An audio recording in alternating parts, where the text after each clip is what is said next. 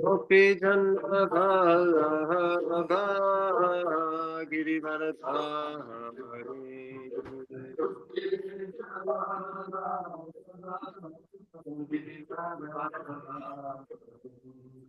Gopi Chandra Girivaradhari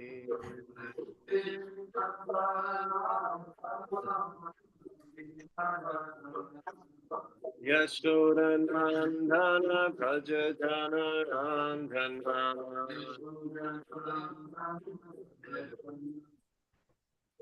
Yashodanandana Prajajana Randhana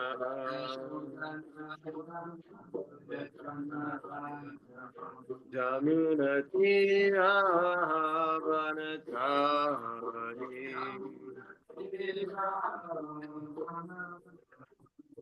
Jamuna Tira Vanatari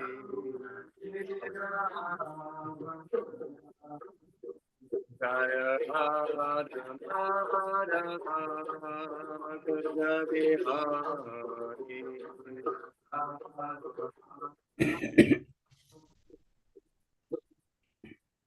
Jaya Radha Madhava Kunda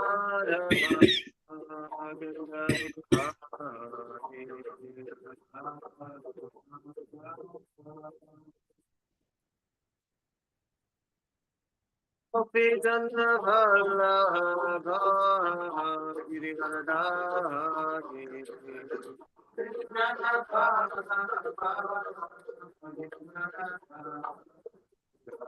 Gopi Chandra Ballabha Girivaradhari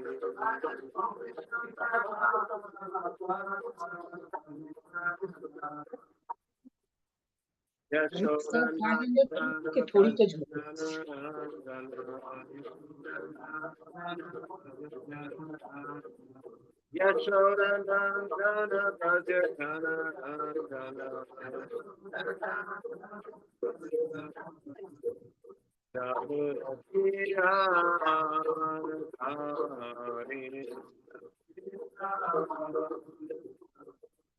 Jamuna Tira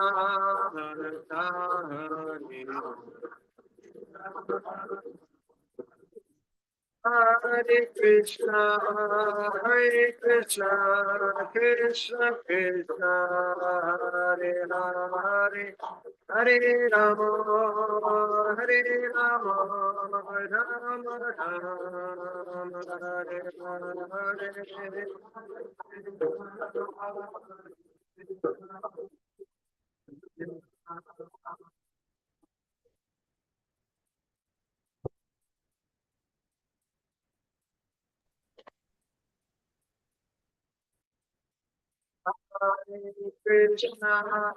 Hare Krishna, Krishna Krishna, Hare Hare, Hare Rama, Hare Rama, Rama Rama, Hare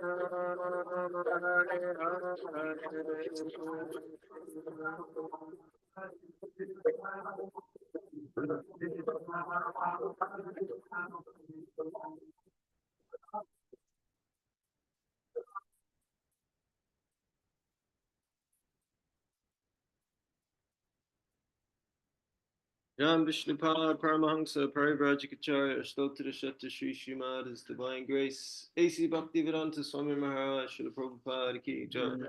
Ram Vishnupad Paramahansa Parivrajikacharya Ashtottara Shatta Sri Srimad Bhaktisiddhanta Sarasvati Thakur Goswami Maharaj Prabhupada Ki Jai. Lantikoti Vaishnava Vrinda Ki Jai. Grantra Srimad Bhagavatam Ki Jai. Janitai Gaur Premanande Hari Hari.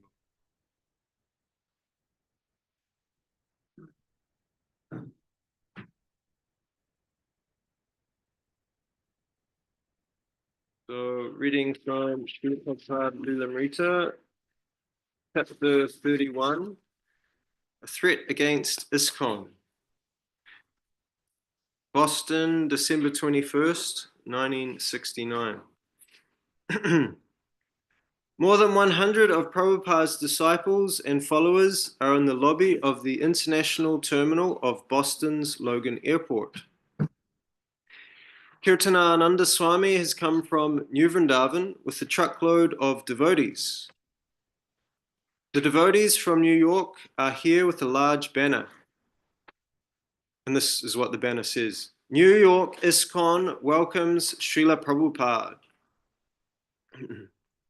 Most of the devotees wear heavy coats over their dhotis and saris and are chanting Hare Krishna. Some play drums and cymbals. A few babies and children are present. Waiting passengers can only watch, startled. Prabhupada's plane is late, and the devotees continue chanting, often leaping into the air with outstretched arms. They haven't seen Prabhupada in a long time, and they are waiting, expecting to see him at any moment. Oblivious of the proprieties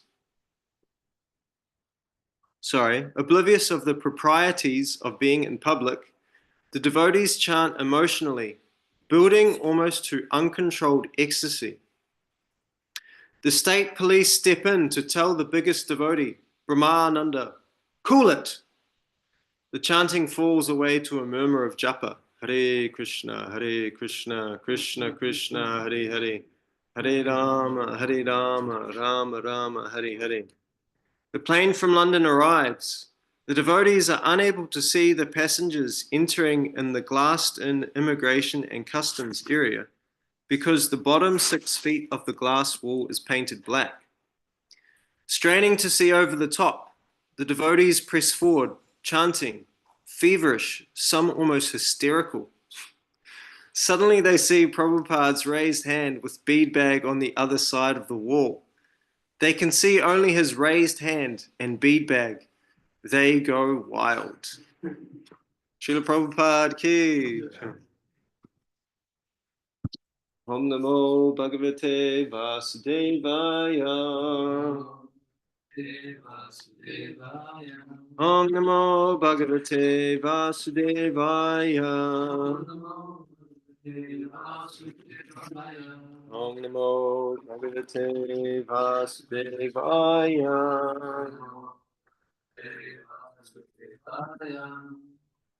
Reading from Srimad Bhagavatam, 5th canto,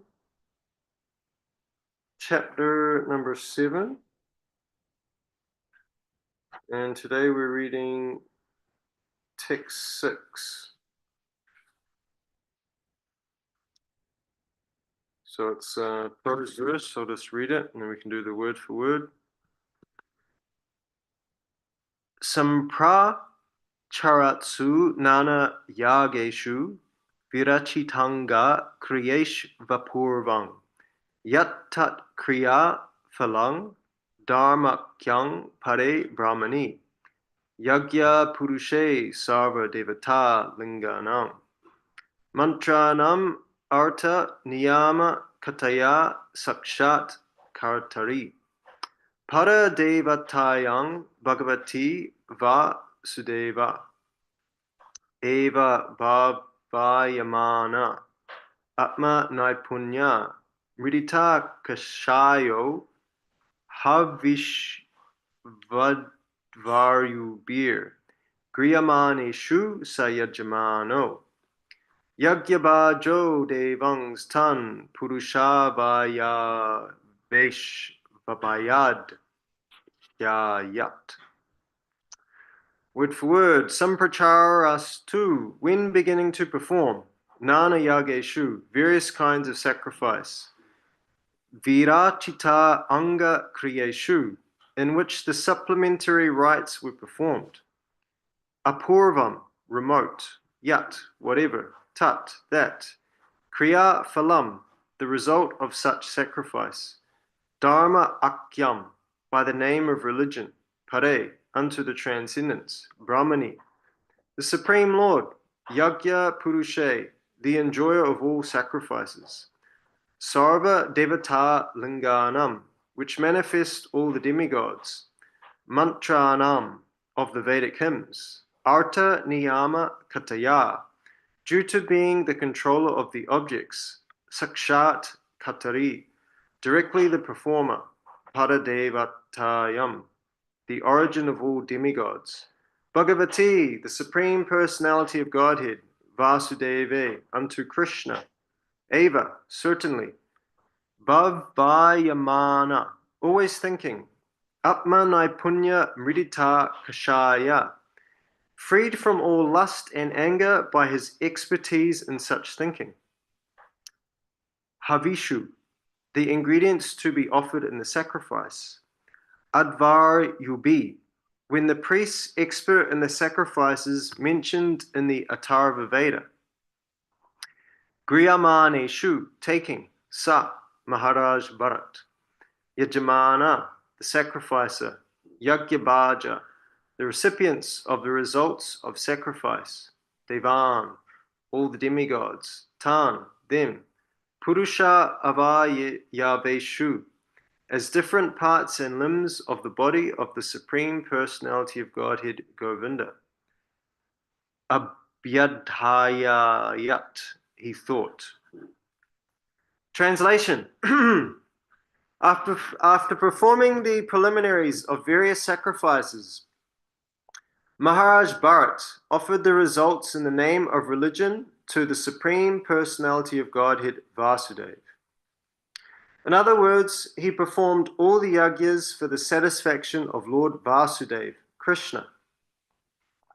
Maharaj Bharat thought that since the demigods were different parts of Vasudeva's body, he controls those who are explained in the Vedic mantras. By thinking in this way, Maharaj Bharat was freed from all material contamination, such as attachment, lust, and greed. When the priests were about to offer the sacrificial ingredients into the fire, Maharaj Bharat expertly understood how the offering made to different demigods was simply an offering to the different limbs of the Lord. For instance, Indra is the arm of the Supreme Personality of Godhead, and Surya, the sun, is his eye. Thus, Maharaj Bharat considered that the oblations offered to different demigods were actually offered unto the different limbs of Lord Vasudeva. Purport. The Supreme Personality of Godhead says that as long as one does not develop the pure devotional service of Shravanam Kirtanam, hearing and chanting, one must carry out his prescribed duties. Since Bharat Maharaj was a great devotee, one may ask why he performed so many sacrifices that are actually meant for karmis. The fact is that he was simply following the orders of Vasudeva. As Krishna says in Bhagavad Gita, Savadaman parityaja mam ekang sharanam braja. Abandon all varieties of religion and just surrender unto me. Bhagavad Gita 1866. Whatever we do, we should constantly remember Vasudeva. People are generally addicted to offering obeisances to various demigods, but Bharat Maharaj simply wanted to please Lord Vasudeva. As stated in Bhagavad Gita, Bhaktaram Yagyatapasang Sabaloka Maheshwaram, Bhagavad Gita 5.29. A yagya may be carried out to satisfy a particular demigod, but when the yagya is offered to the yagya Purusha, Narayana, the demigods are satisfied. The purpose of performing different yagyas is to satisfy the Supreme Lord. One may perform them in the name of different demigods or directly. If we directly offer oblations to the Supreme Personality of Godhead, the demigods are automatically satisfied. If we water the root of a tree, the branches, twigs, fruits, and flowers are automatically satisfied. When one offers sacrifices to different demigods, one should remember that the demigods are simply parts of the body of the Supreme. If we worship the hand of a person, we intend to satisfy the person himself. If we massage a person's legs, we do not really serve the legs, but the person who possesses the legs. All the demigods are different parts of the Lord, and if we offer service to them, we actually serve the Lord himself. Demigod worship is mentioned in the Brahma Samhita, but actually the shlokas advocate worship of the Supreme Personality of Godhead, Govinda. For instance, worship of the goddess Durga is mentioned this way in Brahma Samhita 544. Srishti stiti pralaya sarna shakti reka chayeva yasya bhuvanani vibharti Durga ichchanu rupam api yasya chacheshtate sa govindamadi purushang tamahang bhajami. Following the orders of Sri Krishna, the goddess Durga creates, maintains, and annihilates. Sri Krishna also confirms the statement in Bhagavad Gita, Mayad yakshena prakriti suyate sacharacharam. This material nature is working under my direction, O son of Kunti, and it is producing all moving and unmoving beings. Bhagavad Gita 9:10. We should worship the demigods in that spirit. Because the goddess Durga satisfies Krishna, we should therefore offer respects to goddess Durga. Because Lord Shiva is nothing but Krishna's functional body, we should therefore offer respects to Lord Shiva. Similarly, we should offer respects to Brahma, Agni, and Surya. There are many offerings to different demigods, and one should always remember that these offerings are usually meant to satisfy the Supreme Personality of Godhead. Bharat Maharaj did not aspire to receive some benediction from demigods. His aim was to please the Supreme Lord. In the Mahabharata, among the 1,000 names of Vishnu, it is said, Yagya Bhug Yagya Krid Yagya. The enjoyer of Yagya, the performer of Yagya, and Yagya itself are the Supreme Lord. The Supreme Lord is the performer of everything, but out of ignorance, the living entity thinks that he is the actor. As long as we think we are the actors, we bring about karma bandha, bondage to activity. If we act for Yagya, for Krishna, there is no karma bandha. Yagyartat karma nonyacha lokoyang karma bandhanaha. Work done as a sacrifice for Vishnu has to be performed. Otherwise, work binds one to this material world. Bhagavad Gita 3:9. Following the instructions of Bharat Maharaj, we should act not for our personal satisfaction, but for the satisfaction of the Supreme Personality of Godhead. In Bhagavad Gita 17:28, it is also stated, Ashadhaya hutang datang tapas taptang kritam chayat asad uchyuchute parta nacha tat prityano iha. Sacrifices, austerities, and charities performed without faith in the Supreme Personality of Godhead are non-permanent. Regardless of whatever rituals are performed, they are called asat, non-permanent. They are therefore useless, both in this life and the next. Kings like Maharaj Ambarish and many other Rajarshis who were pure devotees of the Lord simply passed their time in the service of the Supreme Lord.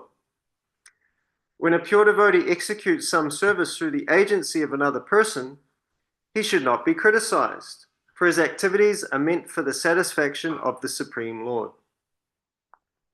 A devotee may have a priest perform some karma kanda, and the priest may not be a pure Vaishnava. But because the devotee wants to please the Supreme Lord, he should not be criticized. The word apurva is very significant. The resultant actions of karma are called apurva. When we act piously or impiously, immediate results do not ensue. We therefore wait for the results, which are called apurva. The results are manifest in the future. Even the smartas accept this apurva. Pure devotees simply act for the pleasure of the Supreme Personality of Godhead. Therefore, the results of their activities are spiritual or permanent. They are not like those of the karmis, which are non-permanent. This is confirmed in Bhagavad Gita 4:23. Gatasangasya muktasya gyanavastita chetasaha yagyaya charata karma samagram pravaliyate. The work of a man who is unattached to the modes of material nature and who is fully situated in transcendental knowledge merges entirely into transcendence. A devotee is always free from material contamination. He is fully situated in knowledge, and therefore his sacrifices are intended for the satisfaction of the Supreme Personality of Godhead. Srila Prabhupada ki jai. Om Jnana-timirandasya Gananjana Shalakaya Chaksho Militang Yena Tasmai Shri Guruve Namaha. Jai Shri Krishna Chaitanya Prabhu Nityananda Shri Advaita Gadadhara Shivasari Gaura Bhaktivinoda. Hare Krishna Krishna Krishna Hare Hare, Hare Rama Rama Rama Hare Hare. And I won't read the translation again. Sorry. It was quite a long purport. I didn't realize that. I realized it was quite long when I was doing some preparation yesterday, but I didn't realize reading it out all in one go would take half the class. But hearing from Prabhupada is the perfection of our life. And actually, if we have real taste, then we could just do that all day. And as Vaisheshika I've often heard, he goes to the Dham, often during Kartik. He goes to Vrindavan, specifically spends time in Govardhan. And with a group of devotees, his godbrothers and others, they'll just read for 5-6 hours a day, no problem. And they'll do blocks, often just 3-4 hours straight, just reading. So some of us, as we're reading through a purport like that, our mind may go different places here, there, and everywhere. But once we really get a taste, then we can read 3 or 4 hours straight and be totally enlivened and getting so much from it. And one reflection I've just had recently as well is something that I've thought about over the years, but it's just coming to light again recently, which is we're not so much reading the books for information. I mean, many exalted souls have said this, made this point. But actually, the main reason we're reading these books is for association. So yes, the information is there. Yes, the jnana is there. But really, we're reading it for bhakti. That's what we're really after. And bhakti in its purest form simply means love for Krishna. So if we totally don't understand anything, but we love Krishna, then we're successful. Because the residents of Vrindavan, they don't even know Krishna's God. They just think he's the most wonderful person ever, and they love him. So they're successful. Similarly, in the Chaitanya Charitamrita, there is a Brahmana who Lord Chaitanya meets, who is reading Bhagavad Gita, and he can't pronounce it properly. He can't even read it, really. But he's crying. And Lord Chaitanya asks him, my dear sir, I can see that you're reading this Bhagavad Gita and you're crying. What's going on? And this Brahmana explains to Lord Chaitanya that my Guru Maharaj has instructed me to read this Bhagavad Gita, but I'm illiterate. I can't. But because he's ordered me, I have to do it. And when I pick up the Bhagavad Gita to read it, I just see Krishna driving the chariot of Arjuna and seeing this image, this vision of Krishna being the charioteer of Arjuna, the Lord serving his devotee. It brings tears to my eyes. And Lord Chaitanya says to this Brahmana, you are the real reader of the Bhagavad Gita. So all these other Brahmanas that were nearby that were making fun of him because he couldn't read it properly, who were very scholarly and literate, they didn't understand the Bhagavad Gita. They missed the point. So we may read this text and purport, and we may, in terms of the jnana, it may just go over our head to some extent. But if we're becoming more attracted to Krishna, if we're becoming more convinced and inspired by Prabhupada, then actually we're getting the real result. So this is the real reason for reading Srimad Bhagavatam, to get Prabhupada's association and to get the association of Krishna. And of course, generally speaking, while we're still in the conditioned state, getting the knowledge is good too. Because if the intelligence is working nicely, then it can hold the mind in place and keep it in place so it can actually hear the transcendental sound vibration. But either way, both work. But the point I'm just trying to make is don't feel bad if you're not so academically inclined. That's not the point. This is not a mundane process. This is a transcendental process, Krishna consciousness. So I actually prepared quite a bit to speak on, but because there's been a bit of a download already by Prabhupada himself, which is the perfect person to hear from, I thought instead of starting with the things that I prepared and more points and philosophical statements and Shastra quotes, I'll just go straight to a story. That was actually going to be the end of my class, but after reading it in your association, I can start with the story. And I was also getting this realization recently listening to His Holiness Radhanath Maharaj that stories are incredible. I've been hearing this point more and more recently. One person who brought it to light a little bit more was Her Grace Urmila Devi Dasi. And this was quite an older class, maybe from like about 11 years ago in Melbourne.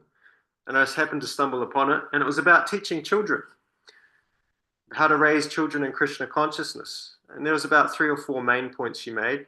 One of them was very interesting, which was children learn best by stories. And actually, as I thought more about it, and as I've been hearing from many other sources recently as well, not just children, everyone. Most people learn best by stories.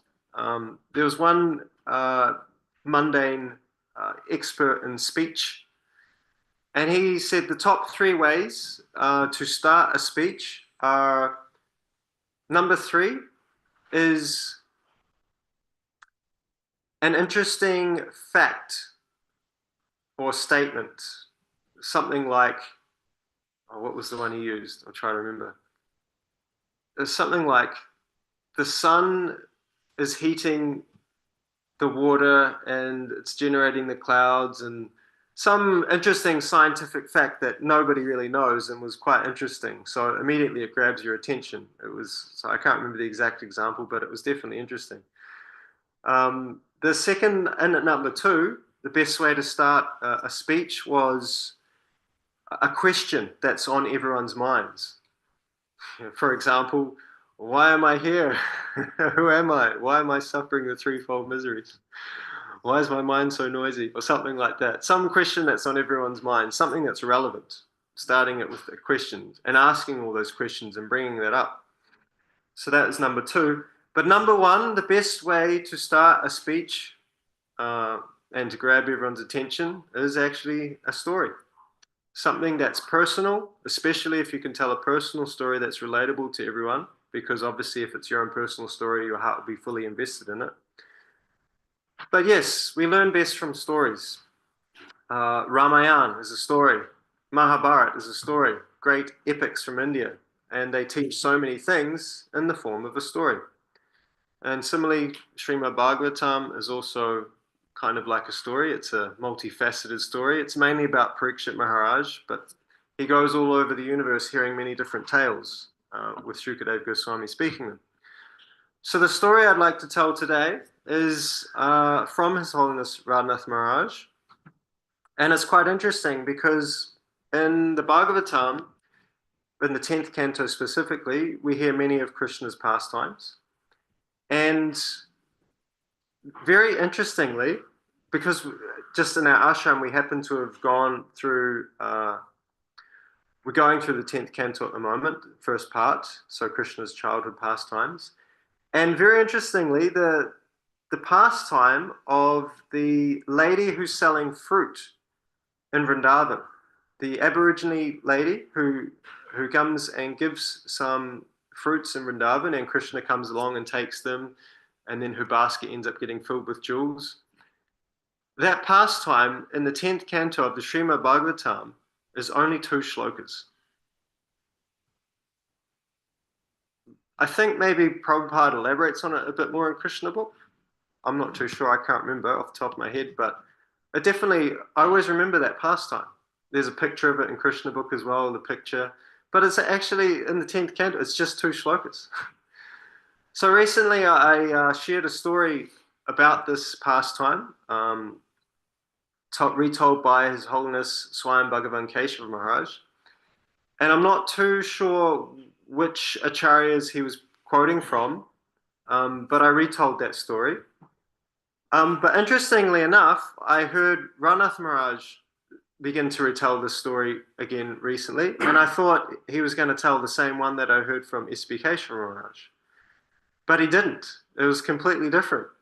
And I was like, wow, so this is Krishna's pastimes, they're unlimited. So Ranath Maharaj, he says that this pastime is told by Shukadev Goswami in the 10th canto, which it is, in 2 shlokas.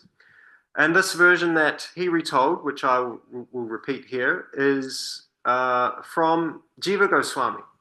Jiva Goswami expands upon it. So this is how it goes. This is the version of Jiva Goswami. So Krishna's 3 years old. He's living in Gokul Mahavan. And there was a simple Aboriginal lady. She was quite old. She lived in the jungle. She had no reputation. She had no education. She had no wealth, no prestige. And she collected wild fruits to sell to people. That was how she got by to make a living. So one day she came to Gokul.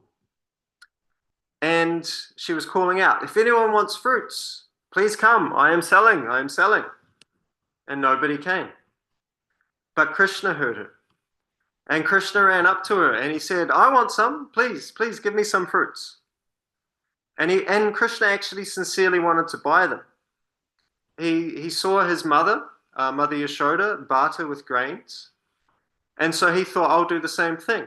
So he picked up some wheat berries, some grains, and he ran to the lady and he held them out. But of course, as we know, while he ran, all the grains fell out of his hands. So by the time he got to this fruit seller lady, he only had 1 or 2 left in his hands, and he was, very enthusiastic. Here they are. And he said, please, give me some fruit. And of course, it's Krishna. So he's so beautiful and charming. And the lady was completely captivated by him and enchanted. And she just wanted to make him happy. So this lady wasn't a philosopher. She didn't do any yagyas or pujas. She basically was just a nobody. She was just selling fruit. So she filled Krishna's hands with these fruits. And then his hands got filled, so she started putting them in his arms. She just totally loaded him up. As many fruits as he could hold, she gave him. And then Krishna smiled at her, and he ran away. So that smile that Krishna gave her completely enchanted her heart. And through that smile, Krishna gave her prema bhakti. So she turned around, and she picked up her basket, and she didn't notice that her basket had transformed and was now full of jewels because she's just mesmerized in love of God. So these jewels were overflowing in the basket. It was totally loaded. Diamonds, pearls, rubies, emeralds, sapphires, gold. And not only that, because of course it's Krishna's benediction, they weren't even the ordinary jewels. They were celestial jewels. So just one of them was more valuable than anything on the planet. And still, she didn't notice because she was just so absorbed in making Krishna happy. And she just wanted to make Krishna more happy. So she picked up the basket. She didn't even realize it was so heavy. And she just ran to the forest to get some more fruits. So she went to collect some more fruits. And then when she went to put them in the basket, she realized there's all these big, heavy celestial jewels in the basket. And she's thinking, what are these doing here? There's no space for these fruits for me to pick for Krishna to put in the basket. So she just biffed them all out. And she didn't even consider where she put them or think about coming back and grabbing them later. Just not on her mind. And she immediately started putting some more fruits in the basket so she could bring them to Krishna. And she ran back to Gokul and cried, Gopal, Gopal, I have brought some more fruits for you. And Krishna came running out, so eager. And she filled up his arms again. His hands just totally overloaded him with fruits. And Krishna smiled at her again. And so for a devotee, a pure devotee especially, there's nothing that gives one more happiness than seeing Krishna smile. So this fruit seller lady, what was her qualification? She simply put giving Krishna happiness above everything else. That was her goal, that was her priority. And Krishna gave her prema bhakti. And the next part of the story is even more interesting.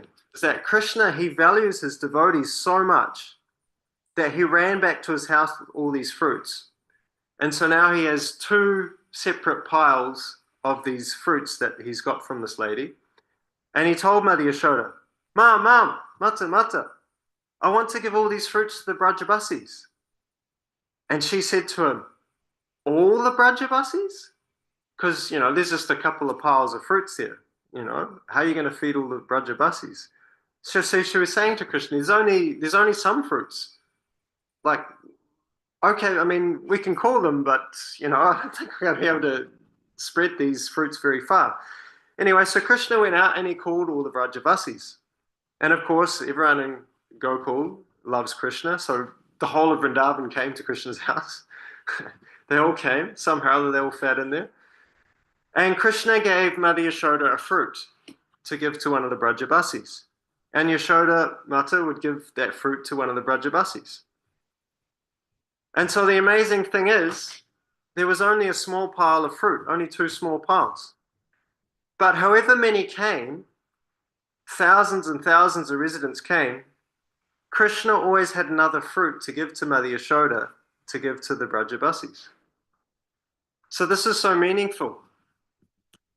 Because Krishna's joy is to share the love of his devotees for him. So the love that devotees have for him, he wants to share that with others. And that's what these fruits represent. These fruits represent the love that that little old lady had for Krishna, and Krishna wants to share that love with his devotees. Because those fruits meant more to Krishna than anything. And he wanted to share it with his devotees. So therefore he made those two piles unlimited. Because that flavor of love that he got from that lady, he wanted to share that unlimitedly with all his devotees. So this is a very simple pastime, just illustrating the point of pleasing Krishna and Krishna wanting to please his devotees. So that's the essence. And Prabhupada did mention this point several times in the purport, if you were paying attention, that the goal is to please Krishna, the goal is to please Vasudeva. That's why Bharat Maharaj was worshipping the demigods, because Krishna wanted that. He wanted him to set the perfect example as a king of doing his dharmic duties, even though he had no need to. He's a pure devotee. He had no need to perform all these dharmic duties, but he did it to please Krishna, to set the example so that others that are on a lower level, that others that are on the level of performing their karma, they're not pure devotees, they need to do their duties. So the king was setting the example for them, so they would do it. And Krishna himself does this as well, as he explains in Bhagavad Gita. For if I ever failed to properly perform prescribed duties, then certainly I would bring ruination to all the worlds, because everyone would follow my example. So Krishna himself also sets the example, even though he's God himself and doesn't need to do anything. So the goal is to please Krishna, and Krishna's goal in life also is actually to please his devotees. And this is the perfection of life. This is bhakti, to love and be loved. Krishna consciousness is very simple, but as we read some of these purports, we can sometimes think it's very complicated, but the essence is very simple. So we can, as long as we can always remember the essence, then we won't get distracted and confused. And with these technical points, of course, we can ask someone else to clarify them for us so we can get some deeper understanding. But as long as we understand that the main goal is to always remember Krishna and never forget him, then we're doing okay. So thank you very much. I'll stop there. I'll see if we have any questions or comments anyone would like to share. Thank you for attending this morning. Hare Krishna.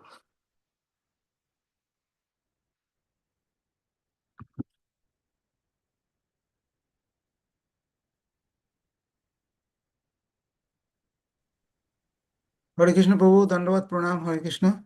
Hare Krishna. Hare Krishna.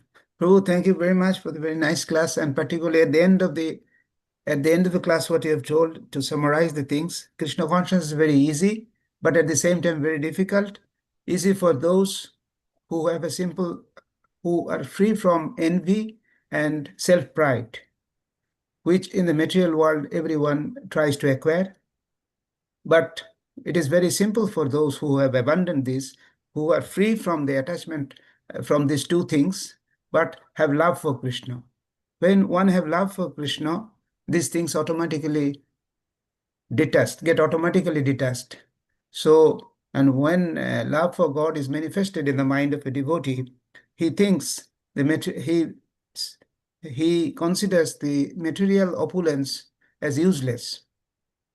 And that is the essence of Krishna consciousness, that is the real knowledge, in fact, for which we are trying to understand Krishna, because Krishna is transcendental, and we can access to Krishna only being raised to that platform, and that platform is above the three modes of material nature. We have to understand that, and you have very nicely pointed out. Thank you very much, Prabhu, for that.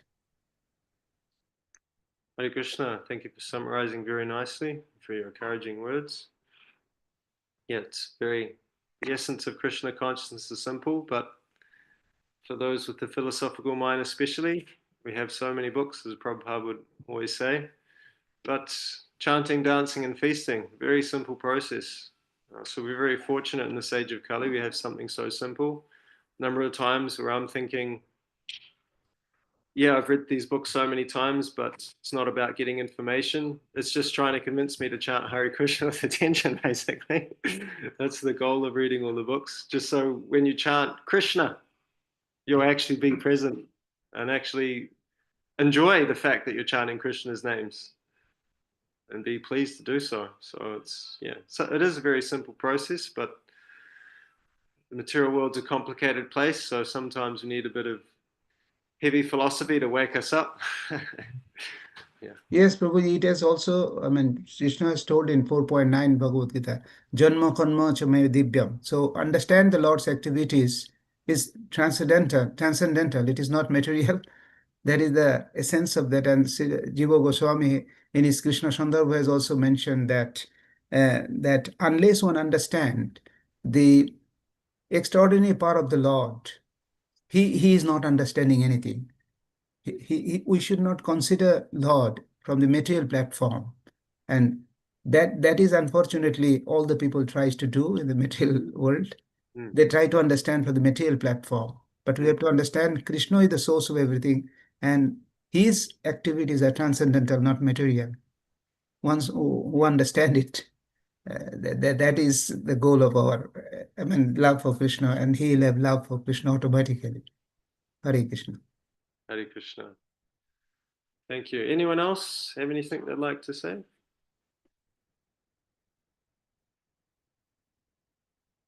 No?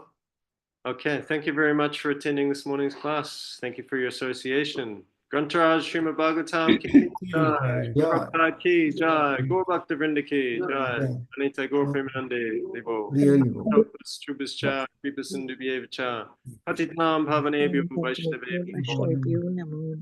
जिसके गदाई गौरंग प्रभु की जय, श्रील प्रभुपाद की